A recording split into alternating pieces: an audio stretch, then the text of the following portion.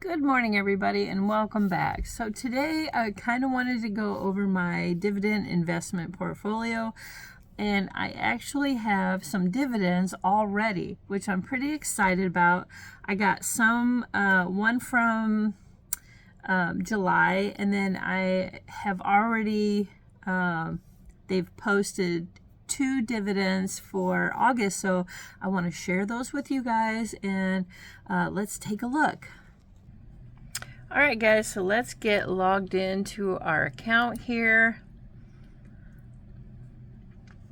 Alright, let's go to portfolio, which is over here. And if I go to my account and go down to history, it will actually bring those dividends up. You can see right here. But the first one I wanted to show you was for July 29th, I got a dividend of 7 cents from Gladstone already, which I was very surprised because I hadn't actually had it that long. So 7 cents, guys, for 1 share. That's pretty darn good. I'm pretty excited about that. I'm very stoked, actually. All right, and then the next 2 dividends, and you can see one will be posted August 15th, one will be posted August 25th. So from STAG, we got 12 cents. We're going to get 12 cents. Isn't that exciting? I'm like so excited. And then for Ellington Financial, we're going to get 15 cents. That's crazy already. Isn't it nuts? So if you go to my portfolio, and what I kind of wanted to share, if we go to right here, Ellington Financial, and you can see that it's $16.05 a share right now. So let's go down, and I actually own 2 shares of that. So my market value is $32.10.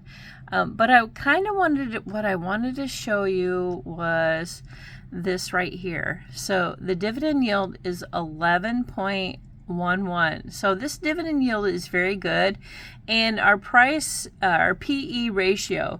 So if you guys aren't familiar with what PE ratio is, I can discuss that right now. So the PE ratio is the price to earnings ratio for valuing a company that measures its current share price relative to its earning per share. So what that means is if you had a high PE ratio, it could mean one or two things. So it could mean that the company's stock is overvalued, or it could mean that the investors are expecting a high growth rate in the future. So if you ever see a low value with low dividend, it's okay.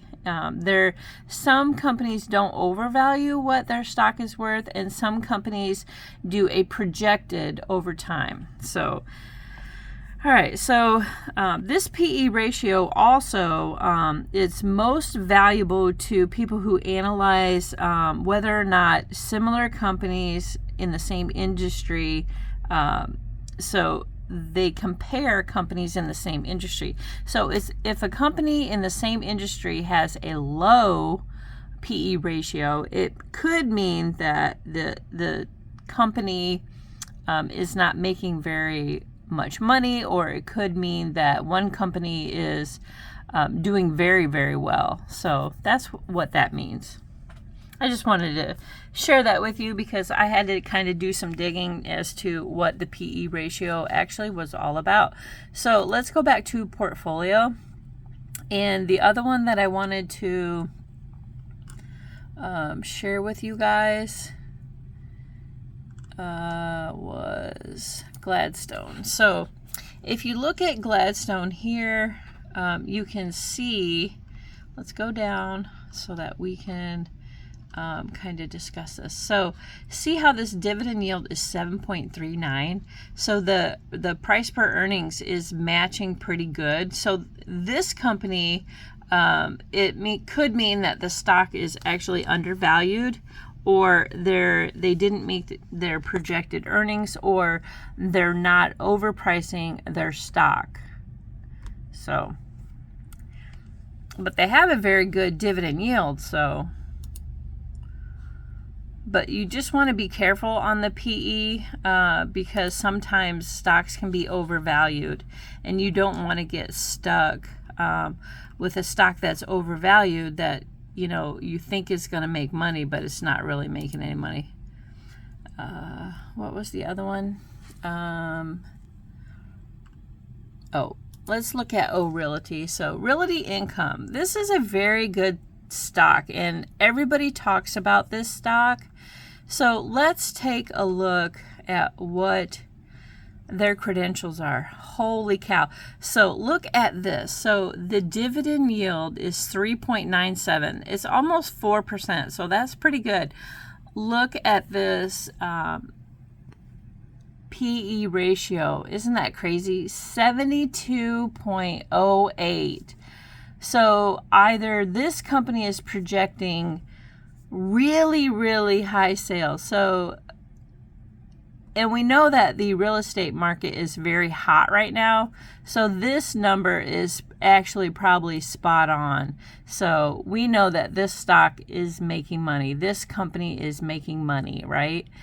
So this 3.97 is worthy. It's almost 4%. So, and that's true with the company. So anybody who knows Realty Income know that they own a lot of the buildings in this realty market, and it's crazy because this stock, if you look at this stock, the performance of this stock, let's go 5 years. So look at this stock. So it was on its way up, and then COVID, right? This is your telltale right here. And then look at this stock. It is going back up. So where they were in February of 2020, the stock was $80.04. If you look at where we're at right now, they're not that far off. So their earnings, look at this, is up 26%. And you can kind of see, this is like a lifeline. This is exactly the telltale of stock marketing. So you had COVID, and I hate saying that, but we had our pandemic, and then the stock is going back up. This is exactly the trend that you want to see in really good companies. They're going to be back on their feet. And I'm really actually surprised that this isn't higher right now, because the realty market, this market is white hot, man. It really is. All right. So that's what we have in our portfolio. I also wanted to talk a little bit about Tesla. So Tesla, as you can see, so Tesla is a very high value stock, but this is what, look at this, 100%. This is crazy. So a company to me that has a high valued stock, but they don't offer any dividends, I'm very leery at purchasing companies that don't value the people that invest in their company. And I'm very surprised that they don't have a dividend, because Ford does, GM does, any other car company has dividend yield. And this is why I really don't want to invest a lot of money in high dollar stocks, because you're not, even though you can sell this stock, and get that value of whatever it's worth. But I feel like if you're putting your money in that stock, and the company not share with their basic investors, it makes me leery to buy the stock, because you kind of want an incentive to hold that stock. Does that make sense? So that's why I only want to get one share, and then I'm probably going to stop. So that might take me a while to get up to this 856, but I don't want to put too much money into where I'm not really getting a lot out, because you have to hold these stocks. But if I needed to sell it, I could sell it probably very quickly, but I don't want to. But I want to have incentive to own that stock, so that I want that stock to value me as well as a customer, so to speak. So, all right, guys, that's what I wanted to cover today. I just wanted to go over my dividends. I'm already receiving dividends, which is, I'm super excited, you know. This is where things are going to start getting exciting, I believe. And this is my basically wish list.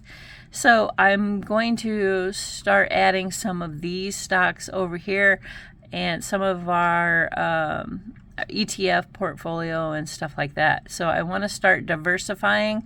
And there's also some Bitcoins that I'm looking at, but I don't, I'm kind of leery because it's not really my gig.